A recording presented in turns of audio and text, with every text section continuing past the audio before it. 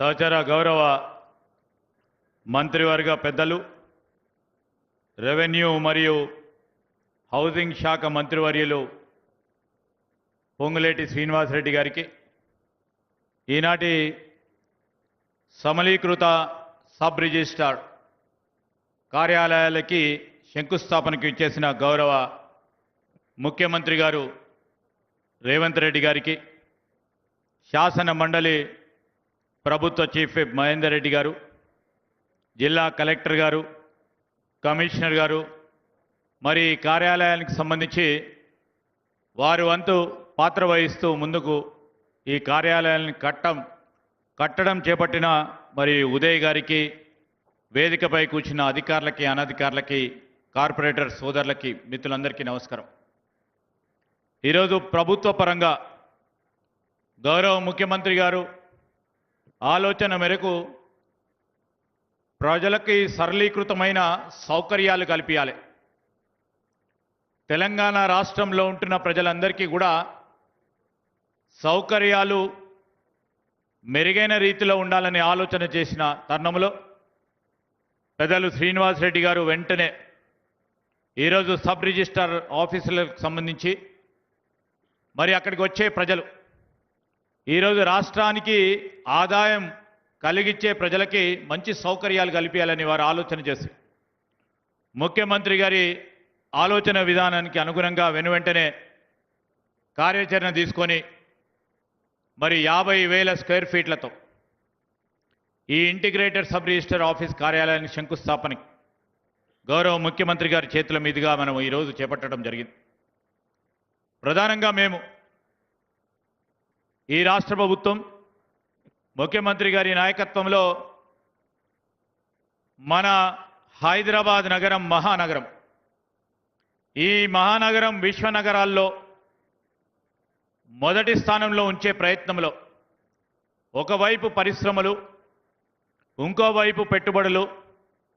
పరిశ్రమలు పెట్టుబడులతో మరి అనేక మందికి ఉపాధి కలిగేయాలని ఆలోచన చేస్తూనే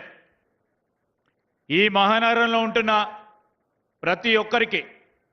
మెరుగైన సేవలు అందించాలని ఇలాంటి ఆఫీసులన్నిటిని కూడా మరి మోడర్నైజ్ చేస్తూ మరి ఇంతకుముందు పెద్దలు శ్రీనివాసరెడ్డి గారు చెప్పినట్టు అన్ని సౌకర్యాలు అంటే సరళీకృతమైన మరి టెక్నాలజీని ఉపయోగించుకొని, ఉదాహరణకి వారు ప్రవేశపెట్టిన ఈరోజు మరి ఏఐ చాట్ బాట్ ద్వారా ప్రజలకు కావాల్సిన సమాచారాన్ని అందించే కార్యక్రమం, ఆర్టిఫిషియల్ ఇంటెలిజెన్స్ను ఉపయోగించుకొని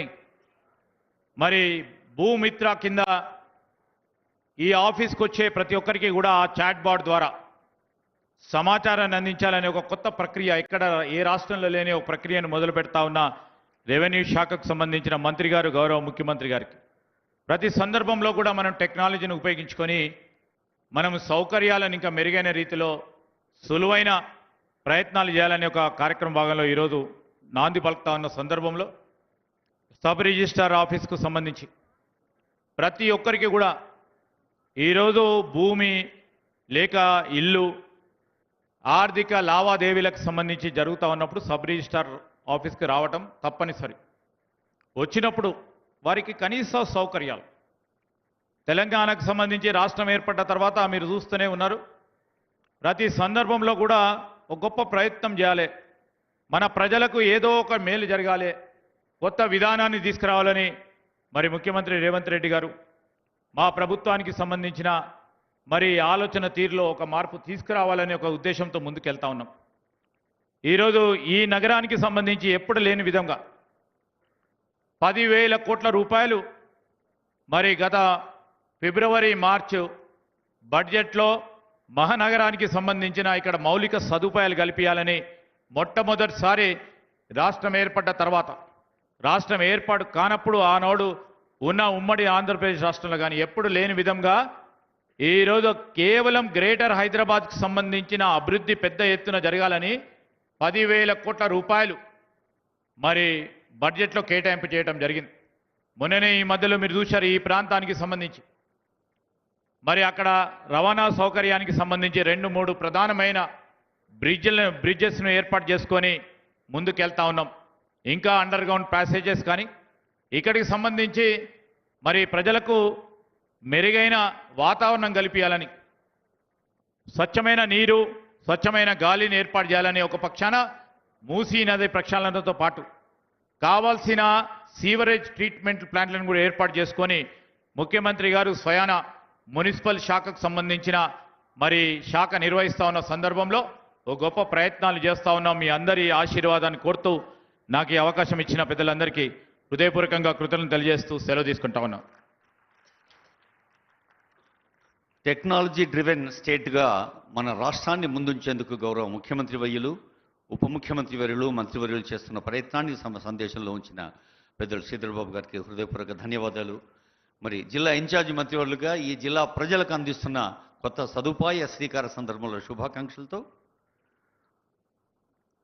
RR రేవంత్ రెడ్డి గారు.